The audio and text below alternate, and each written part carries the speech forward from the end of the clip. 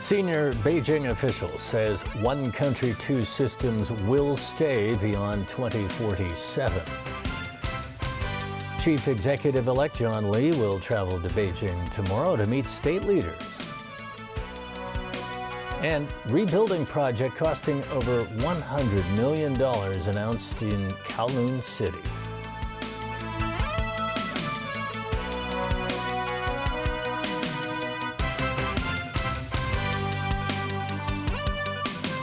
Good evening and welcome. Beijing's top legal advisor says Hong Kong's one country, two systems principle will not change after 2047, but may need to be fine-tuned depending on circumstances. The remarks by Shen Chunyao came during a basic law forum hosted by the Department of Justice. Chairman of the Basic Law Committee, Shen Chunyao, made a keynote speech through video link during a legal forum today ahead of the 25th anniversary of the establishment of the Hong Kong SAR. Shen said the central government is sure that the one country, two systems principle is fully workable and beneficial to the well-being of China and the people of Hong Kong. The official noted many are concerned whether the principle will be changed and, if it is, how it would be altered. 50年后也不会变。 Shen stressed the principle will not change in the first 50 years following the handover. He added it will also not be altered in the next 50 years after that, as it would not be necessary. Still, to ensure a solid implementation of the principle, Shen said one country, two systems must be fine-tuned and improved as time goes by. Wang Linggui, Deputy Director of the Hong Kong and Macau Affairs Office, said one country, two systems is entering a new era. He said the Hong Kong SAR and all sectors of the community now have better conditions to focus on solving the city's housing problems. Also delivering a speech was Chief Executive Carrie Lam. 香港前景岌岌可危. Lam said that during the anti-government unrest 2 years ago, the city's future was hanging by a thread when the baseline of one country was threatened. She added any acts that deviate from the one country, two systems principle will lead to disastrous consequences. Meanwhile, Secretary for Justice Teresa Cheng said Hong Kong's common law system will still operate and there is no need for a change.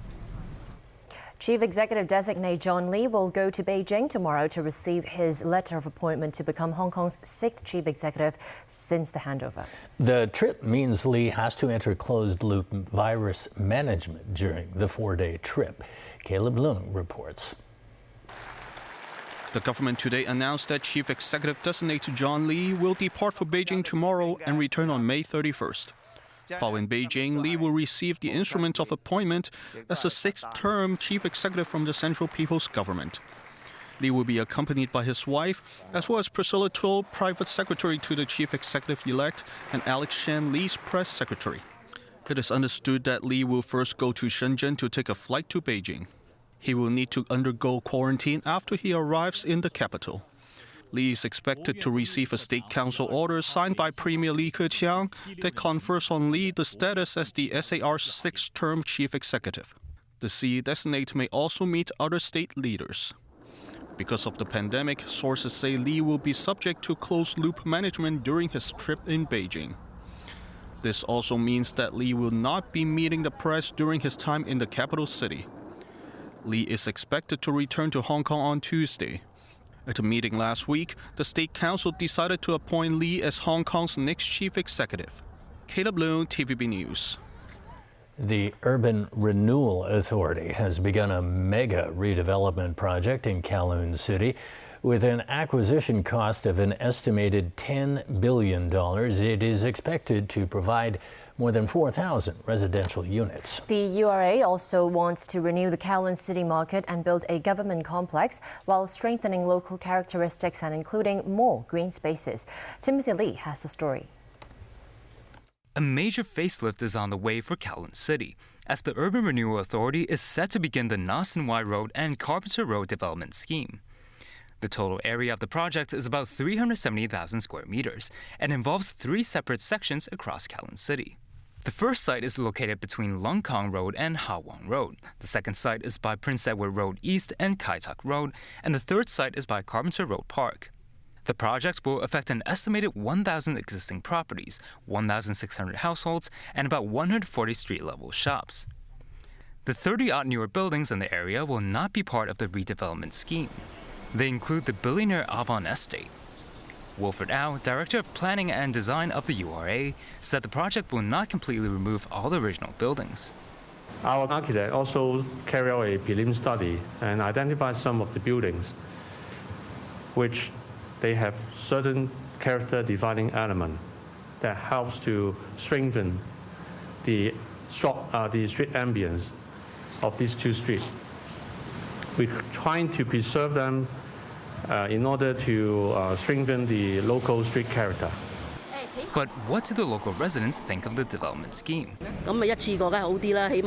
This resident says she prefers a complete revamp of the area, saying that a mix of new and old buildings is not aesthetically pleasing.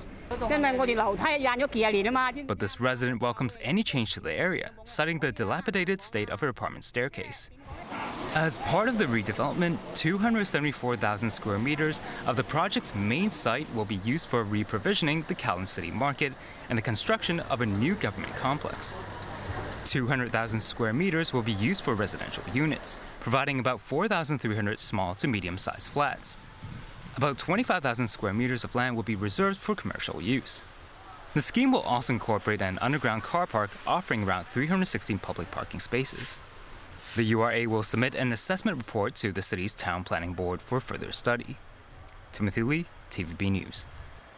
The redevelopment scheme in Calhoun City is set to be completed by 2030, but even with the upcoming changes, the Urban Renewal Authority hopes to provide relocation plans for affected stores to continue operations in the area.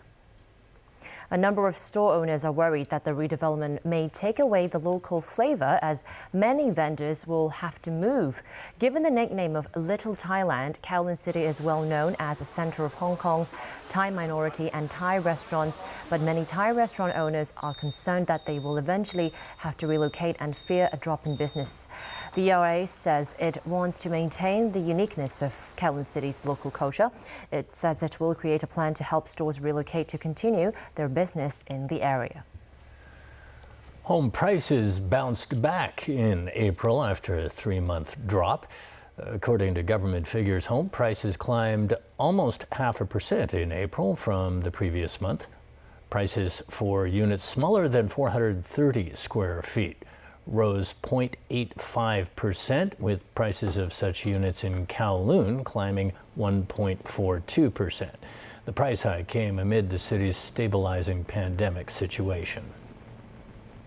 Hong Kong recorded another 250 new COVID cases today, including 29 imported cases.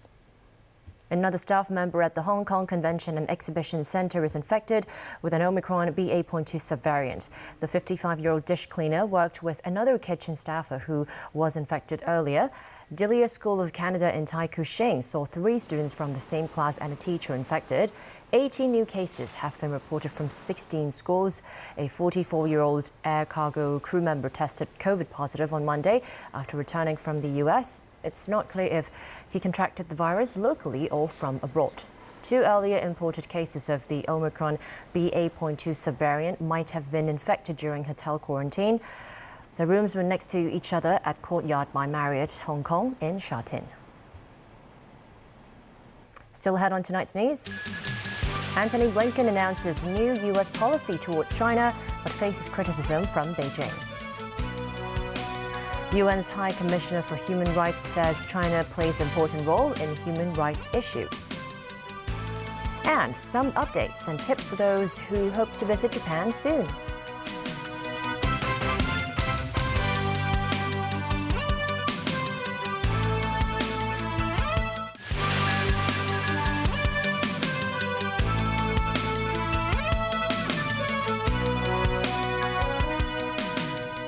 Welcome back to TVB News. U.S. Secretary of State Antony Blinken has delivered a speech outlining Washington's latest China policy. The address came as U.S. President Joe Biden wrapped up diplomatic visits to South Korea and Japan.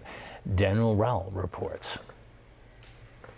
U.S. Secretary of State Antony Blinken set out a 3-pronged approach for how President Joe Biden's administration will handle relations with China going forward. The plan will see the White House bolster ties with global allies while strengthening the U.S. domestically. The Biden administration strategy can be summed up in 3 words: Invest, align, compete. We will invest in the foundations of our strength here at home, our competitiveness, our innovation, our democracy. We will align our efforts with our network of allies and partners, acting with common purpose and in common cause. And harnessing these two key assets, we'll compete with China to defend our interests and build our vision for the future. Blinken stated Russia's ongoing invasion of Ukraine is the most pressing threat to global stability. However, he asserted the White House believes China poses a greater long-term challenge to what he called the international order. He claimed Beijing has the intent as well as economic, diplomatic, military and technological power to do so. Still, Blinken clarified the US is not looking to change China's political system. Blinken added that ultimately the White House has a limited ability to directly influence China, so will seek to shape the strategic environment around Beijing.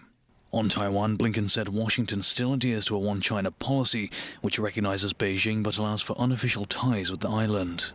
Foreign Ministry spokesperson Wang Wenbin said no country has the right to monopolize the definition of democracy and human rights, and definitely has no right to meddle with other countries' internal affairs under the guise of human rights. Daniel Rowe, TVB News. United Nations High Commissioner for Human Rights, Michelle Bachelet, says the mainland has an important role to play in discussions to help achieve meaningful progress on vital human rights issues. As a permanent member of the Security Council, the second largest contributor to the UN peacekeeping budget and a major troop contributing country, China can play an important role in multilateral discussions to help bring about meaningful progress in these areas. Bachelet, who was in Guangzhou, added she hopes China will join the UN's 4813 resolution along with the 150 other countries already taking part. The resolution stipulates that a clean, healthy, and sustainable environment is a universal human right. She also noted an important commitment in China's Human Rights Action Plan. The plan will see Beijing encourage Chinese businesses to abide by the UN guiding principles on business and human rights in their foreign trade and investment. That's in addition to fulfilling their social responsibility to respect and promote human rights. Russian troops are trying to surround two key cities in Ukraine's east. Western military analysts see the battles as a possible turning point in the war. Ukraine's president has sharpened his criticism of some countries' approach to the war, urging the West to stop playing around with Russia and impose tougher sanctions. 3 months into its invasion of Ukraine, Russia is trying to consolidate control of the industrial eastern Donbas region, where it is back to separatist revolt since 2014. The city of Severodonetsk is at the center of fierce fighting. The mayor says 1,500 people have been killed, with 60% of residential buildings destroyed. The bombardment is taking a terrible toll on the civilians. Residents, many of them sick or injured, are seeking safety inside underground stations or dark basements with limited power. I must survive. I don't think about those shellings, bombings, explosions, and so on and so forth. I just have to, or even must survive. Severodonetsk is the only part of the Luhansk region in the Donbas under Ukrainian government control. Russian forces are trying to cut it off. Ukraine's military says 50 towns in the region were shelled on Thursday. The governor of Ukraine's Kharkiv region said 9 people died, including an infant and father, and 19 were injured yesterday in the country's second largest city after Russian attacks. The head of Ukraine's armed forces is calling for more Western arms, especially long-range weapons, to counter Russia's massive artillery bombardment. Ukrainian President Volodymyr Zelensky pleaded with the West to send the weapons as soon as possible to give it a chance against the Russian offensive. Zelensky also turned up his criticism of members of the European Union who are resisting imposing even tougher sanctions on Russia, including a ban on the import of Russian oil and gas, the major source of revenue for Moscow. The EU is discussing a sixth round of punitive measures, including an embargo on Russian oil imports.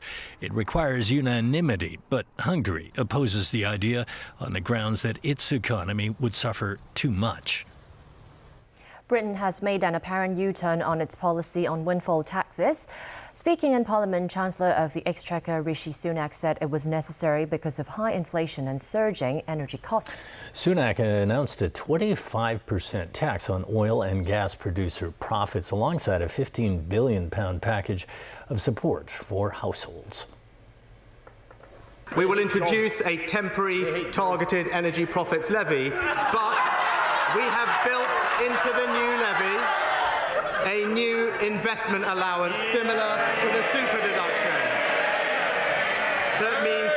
That means companies will have a new and significant incentive to reinvest their profits. Sunak said the measure would be temporary until oil and gas prices return to historically more normal levels.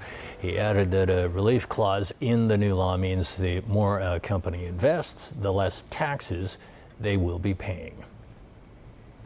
Police in Toronto in Canada said they have shot and killed a man who was walking down a neighborhood street carrying a gun. At least 5 schools were shut down and police had cordoned off the area in suburban Toronto, just days after a lone shooter in Texas killed 21 people, mostly school children. Tension was high. Toronto Police Chief James Ramos said officers responded quickly when told there was a man walking around with a gun. He said police were confronted by the man. The scene where the man was shot is about 130 meters from a junior public school. Canada's rate of firearm homicides is significantly lower than that of the U.S. The mainland reported 354 locally acquired coronavirus cases. Most are from Shanghai, which registered 264 infections, mostly asymptomatic. Health authorities say eateries can only offer meal takeaways for now, and employees must work under a closed-loop arrangement. Beijing logged 22 confirmed COVID infections and 10 asymptomatic cases. Meanwhile, Taiwan registered another 94,000 daily infections and 126 more deaths. Both figures are daily record highs. 2 of Hong Kongers' favorite travel destinations, Japan and South Korea, are poised to let in foreign travelers quarantine-free starting next month. But under the shadow of COVID, trips to these countries may prove a different experience compared with before the pandemic. Jackie Lin reports. After more than 2 years of closure, Japan is finally opening its doors to international travelers. Starting June 10th, Hong Kongers can visit the country quarantine-free without the need to be tested for COVID. That's even if they're unvaccinated. But only escorted package tours are allowed at this stage. Among the first trips to Tokyo from Hong Kong on June 11th by EGL Tours will set travelers back some $29,000, including the round-trip ticket. Still, Japan's plans to reboot tourism have been welcome news to not just travel-hungry Hong Kongers, but also the tourism industry in Japan. Local authorities and travel industries are very happy about this. Unlike other countries, Japan doesn't have any vaccine pass like Hong Kong. So you don't need to install any application to your smartphones. I'm not sure it's good or not, but this is Japanese style. With capacity limits and other COVID-related precautions, Hong Kongers are reminded to do more research ahead of their trips. It all depends on the structures or cities. Some place you need to, advance reservation like Tokyo Disney Resort, or maybe they shorten the time of the opening hours. Meanwhile, South Korea also announced it will allow quarantine-free travel for Hong Kong residents starting next month. Travel visas of up to 3 months will be given to double-jabbed inbound travelers. But the real trouble comes after returning from overseas with a mandatory week-long hotel quarantine back in Hong Kong. 80% of around 70 quarantine hotels in Hong Kong have been fully booked for June. Most of those available are on the pricier end. Chan Woon-in, manager of the Federation of Hong Kong Hotel Owners, said discussions have been underway between hoteliers and the government to have more hotels provide quarantine rooms. Jackie Lin, TVB News. And that's the news for tonight. Thanks for watching. Bye for now.